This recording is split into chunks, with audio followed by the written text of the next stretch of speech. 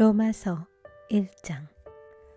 그리스도 예수의 종인 나 바울은 부르심을 받아 사도가 되었습니다. 나는 하나님의 복음을 전하기 위하여 따로 세우심을 받았습니다. 이 복음은 하나님께서 예언자들을 통하여 성경에 미리 약속하신 것으로 그의 아들을 두고 하신 말씀입니다.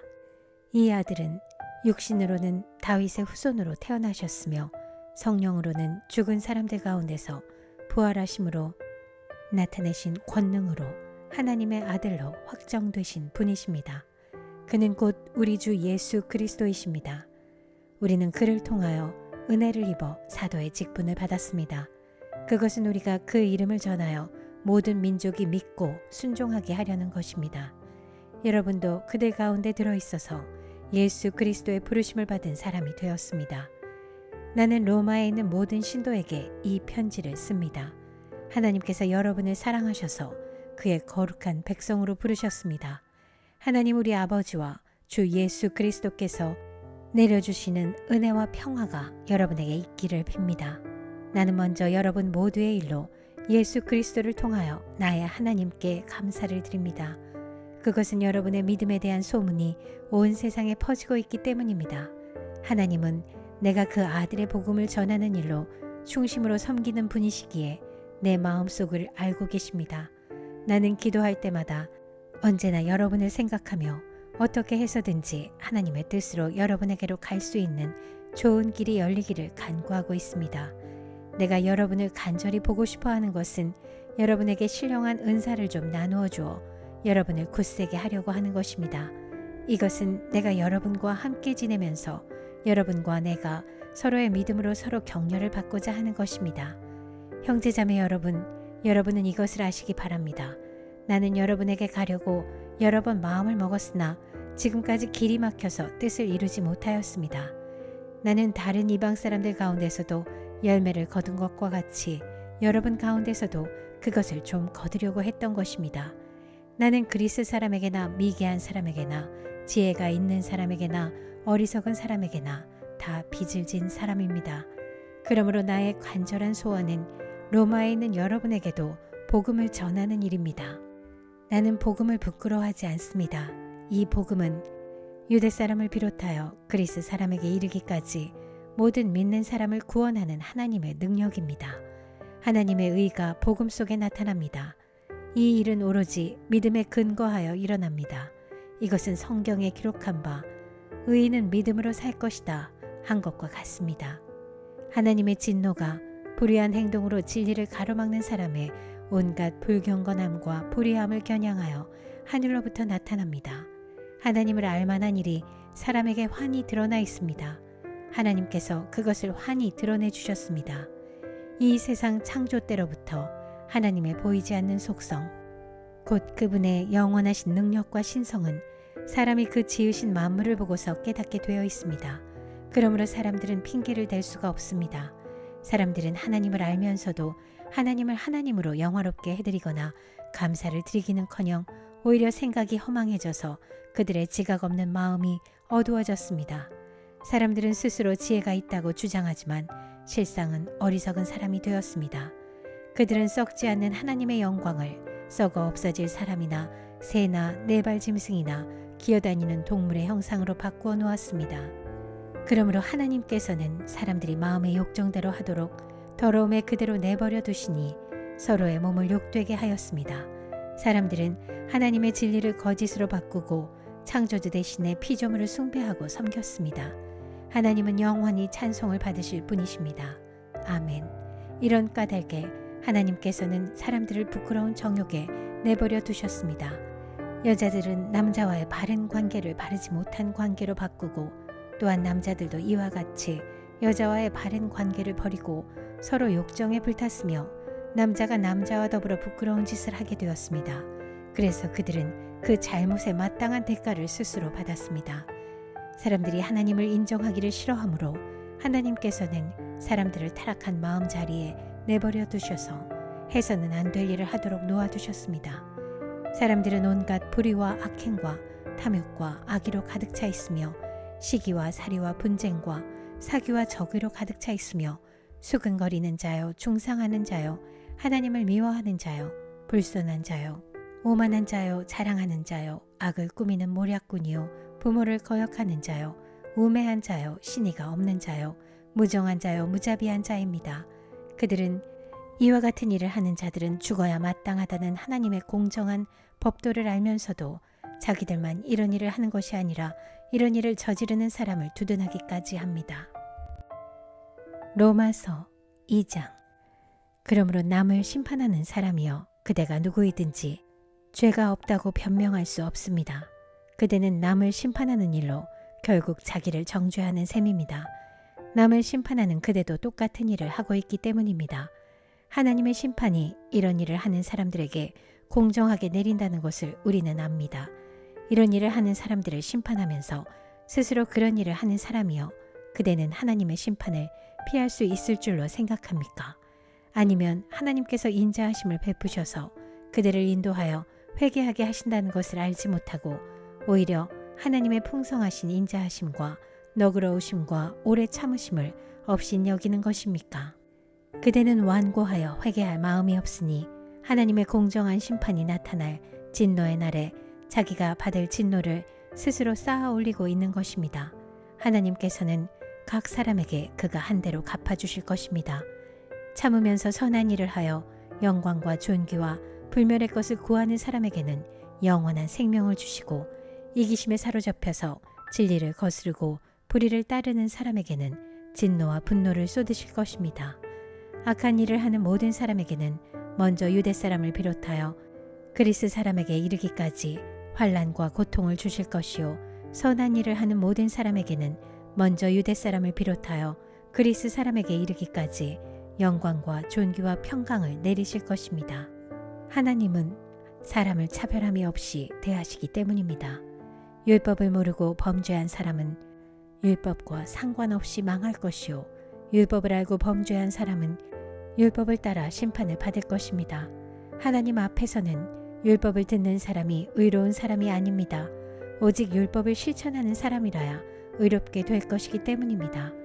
율법을 가지지 않은 이방 사람이 사람의 본성을 따라 율법이 명하는 바를 행하면 그들은 율법을 가지고 있지 않아도 자기 자신이 자기에게 율법입니다. 그런 사람은 율법이 요구하는 일이 자기의 마음에 적혀 있음을 드러내 보입니다. 그들의 양심도 이 사실을 증언합니다. 그들의 생각들이 서로 고발하기도 하고 변호하기도 합니다. 이런 일은 내가 전하는 복음대로 하나님께서 그리스도를 내세우셔서 사람들이 감추고 있는 비밀들을 심판하실 그날에 드러날 것입니다. 그런데 그대가 유대 사람이라고 자처한다고 합시다.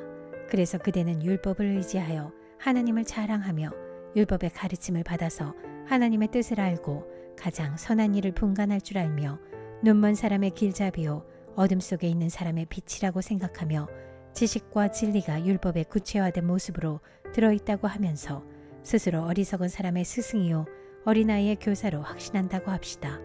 그렇다면 그대는 남은 가르치면서도 왜 자기 자신은 가르치지 않습니까? 도둑질을 하지 말라고 설교하면서도 왜 도둑질을 합니까? 간음을 하지 말라고 하면서도 왜 간음을 합니까? 우상을 미워하면서도 왜 신전의 물건을 훔칩니까? 율법을 자랑하면서도 왜 율법을 어겨서 하나님을 욕되게 합니까?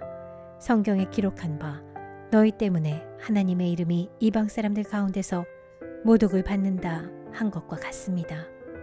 율법을 지키면 할례를 받는 것이 유익하지만 율법을 어기면 그대가 받은 할례는 할례를 받지 않은 것으로 되어버립니다.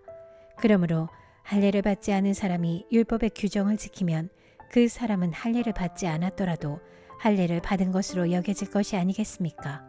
그리고 본래 할례를 받지 않았더라도 율법을 온전히 지키는 사람이 율법의 조문을 가지고 있고 할례를 받았으면서도 율법을 범하는 사람인 그대를 정죄할 것입니다. 겉모양으로 유대 사람이라고 해서 유대 사람이 아니요 겉모양으로 살갗에 할례를 받았다고 해서 할례가 아닙니다.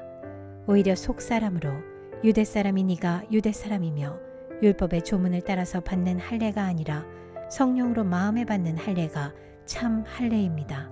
이런 사람은 사람에게서가 아니라 하나님에게서 칭찬을 받습니다. 로마서 3장. 그러면 유대 사람의 특권은 무엇이며 할례의 이로움은 무엇입니까? 모든 면에서 많이 있습니다. 첫째는 그들이 하나님의 말씀을 맡았다는 것입니다. 그런데 그들 가운데서 얼마가 신실하지 못했다고 해서 무슨 일이라도 일어납니까? 그들이 신실하지 못했다고 해서 하나님의 신실하심이 없어지겠습니까? 그럴 수 없습니다.